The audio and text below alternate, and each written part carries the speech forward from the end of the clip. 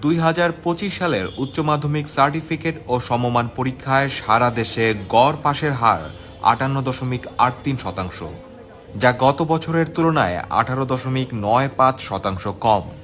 এবছর 69,097 জন শিক্ষার্থী জিপিএ 5 পেয়েছে। গত বছর এই সংখ্যা ছিল 1,31,376 জন। প্রশ্ন হার্ড হয়েছে, ভুলও অনেক বেশি ছিল প্রশ্নে। এত ভুল আগে হয়েছে কিনা আমি জানি না, বাট প্রশ্ন এবার অনেক হার্ড এসেছিল সবার জন্যই। তো ওই জন্য আই থিঙ্ক মানুষজন ওটা কোপ আপ করতে পারেনি। আর আজ বৃহস্পতিবার সকাল 10টায় আনুষ্ঠানিকভাবে ফলাফল প্রকাশ করা হয়। সব শিক্ষা বোর্ড একযোগে ফলাফল প্রকাশ করেছে। ঢাকা শিক্ষা বোর্ডের চেয়ারম্যান ও আন্তঃশিক্ষা বোর্ড সমন্বয় কমিটির সভাপতি অধ্যাপক ডক্টর খন্দকার এহসানুল কবির আনুষ্ঠানিকভাবে ফলাফল ঘোষণা করেছেন। দেশের 11টি শিক্ষা বোর্ডের অধীনে মোট 12,51,111 জন শিক্ষার্থী পরীক্ষায় অংশ নিয়েছে। এর মধ্যে 6,18,015 জন পুরুষ ও 6,33,096 জন নারী শিক্ষার্থী। মাদ্রাসা শিক্ষা বোর্ডে পাশের হার 75.61% ও কারিগরি শিক্ষা বোর্ডে 62.5%।